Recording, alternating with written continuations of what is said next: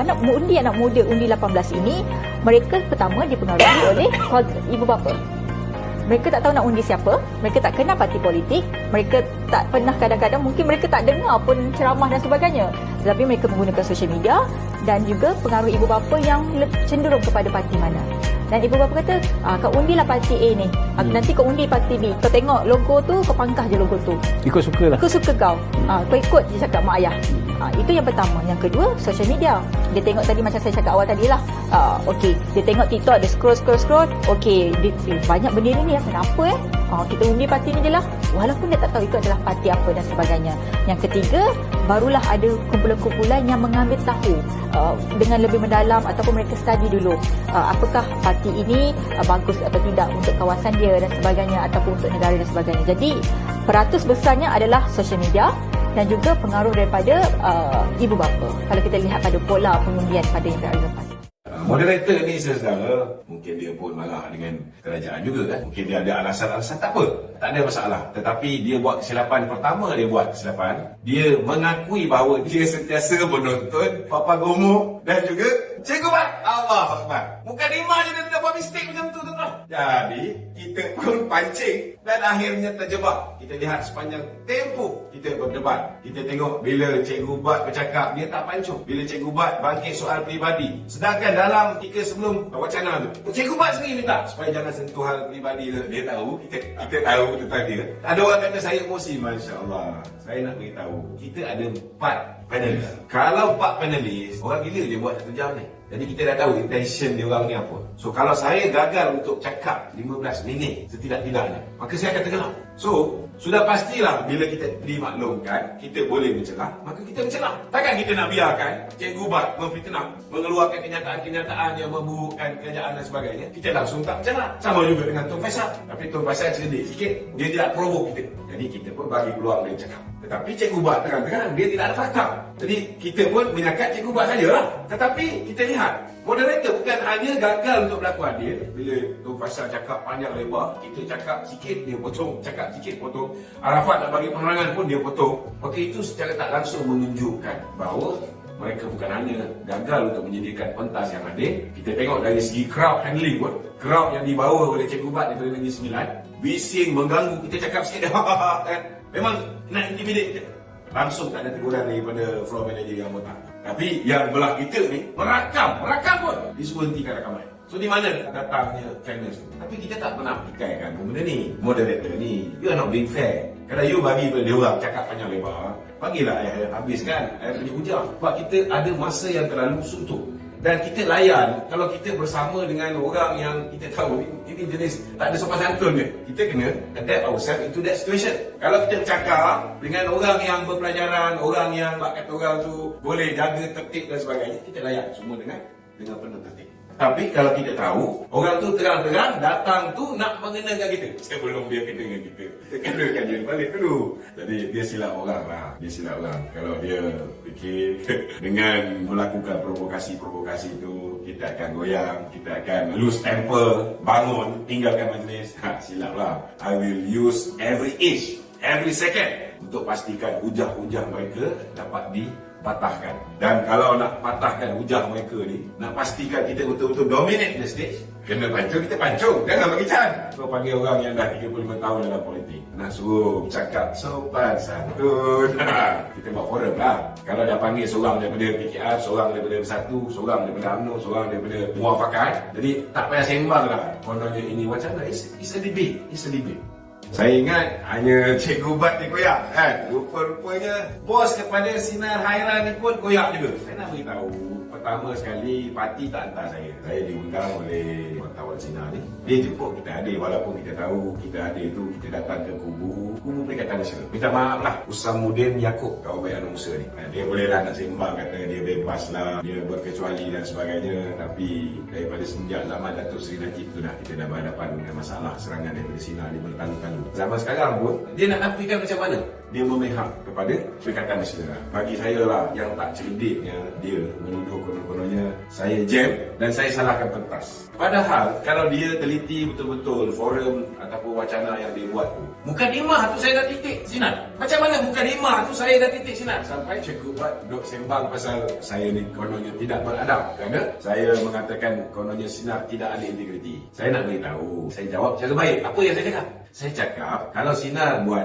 pool, tentulah ianya akan berpihak kepada orang yang buat media buy dengan dia. Ataupun orang yang pendana dia. Saya pun sebut, kalau PH buat survey ataupun poll, sudah pasti orang yang buat survey ataupun poll bagi pihak PH itu, dia akan kata sesuatu yang sedap untuk didengar oleh PH. Saya cakap dengan bahasa sopan santun. Kalau saya tak sopan santun, saya akan dedahkan betapa penipunya Sinar ni. Saya nak ambil contoh kan, betapa penipunya Sinar. Soalannya sama. Anda merasakan orang muda akan pilih parti mana pada PRN nanti? Masa wacana ni, dia kata yang sokong PN ini 63%. Tapi dia tak sedar ke ataupun host tu tak perasan. Pada tarikh 29 hari bulan, beberapa hari sebelum tu, dapatan dia, ini hasilnya tuan-tuan. Hasil dapatan itu 66.1% menyokong PHBN. Saudara, usaha muda ni, kalau nak menipu pun, pilihlah orang yang cerdik sikit nak menipu.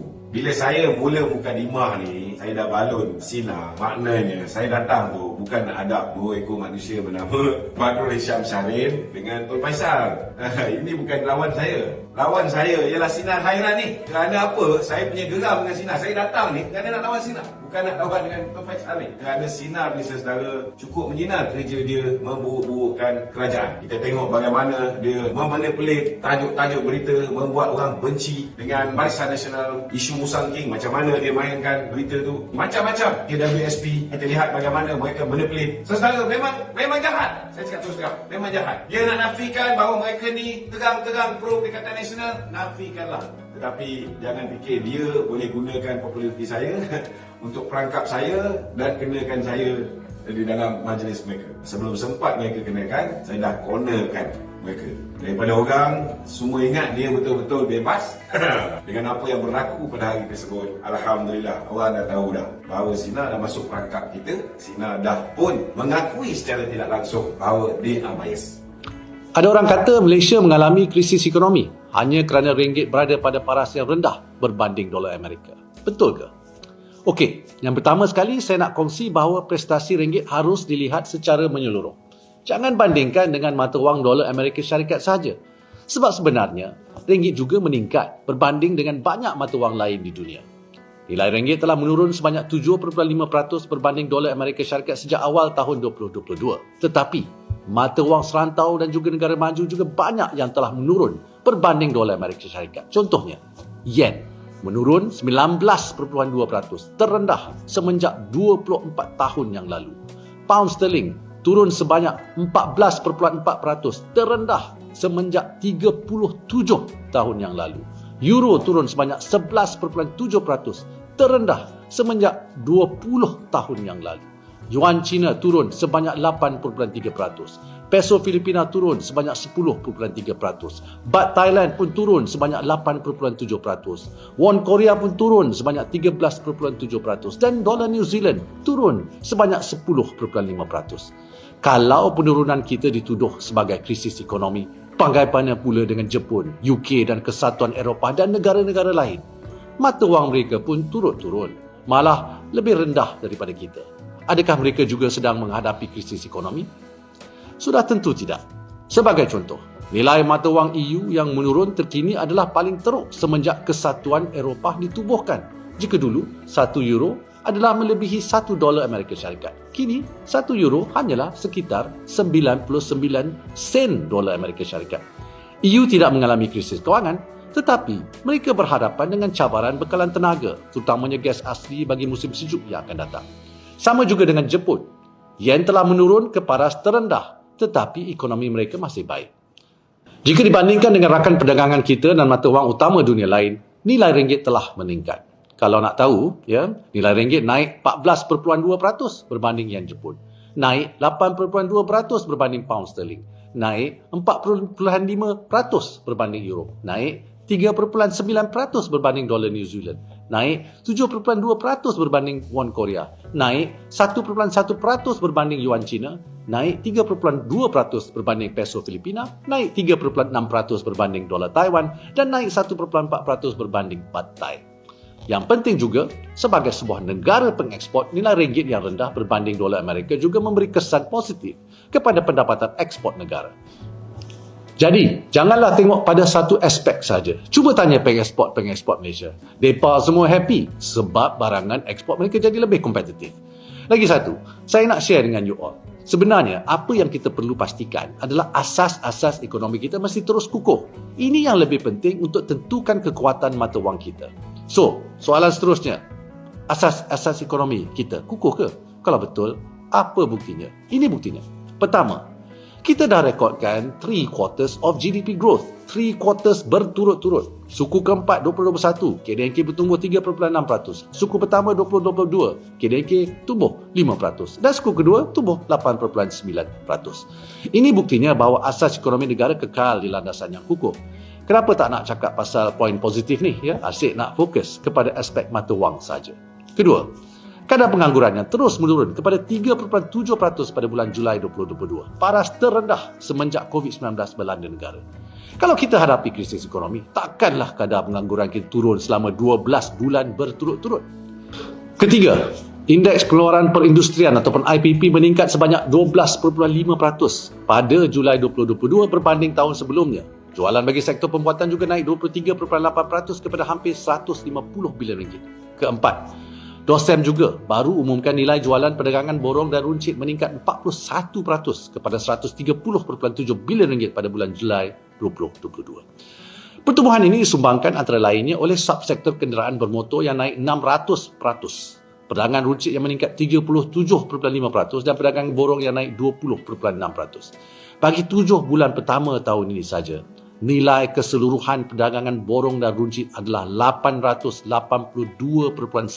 bilion ringgit, 19% lebih tinggi berbanding tempoh sama tahun lepas. Kelima, ekspor kita pula naik 38% kepada 134.1 bilion ringgit, iaitu peningkatan selama 12 bulan berturut-turut bagi 7 bulan pertama 2022. Jumlah perdagangan luar berkembang sebanyak 29.9% ke 1.6 trilion ringgit. Keenam, pelaburan asing bersih di pasaran saham negara kini berjumlah lebih 8 bilion ringgit serta pelaburan runcit bersih juga mencecah 1.8 bilion ringgit dari awal tahun sehingga kini. So, rasa-rasa you all ni, kalau kita alami krisis ekonomi, ada ke pelabur nak melabur dalam pasaran saham kita? Ketujuh, inflasi kita juga terkawal pada kadar 2.8% bagi 7 bulan pertama tahun ini dengan pelaksanaan langkah kawalan harga khususnya melalui pemberian subsidi hampir 80 bilion ringgit tahun ini. Jadi, tak masuk akal kalau dengan petunjuk-petunjuk positif macam ni, ada yang kata kita dalam krisis ekonomi. Kesimpulannya, jangan kelirukan rakyat dengan auta dan mempolitikkan semua perkara untuk mencetus polemik. Baca dan semak fakta. Rajin-rajin membaca dan bertanya.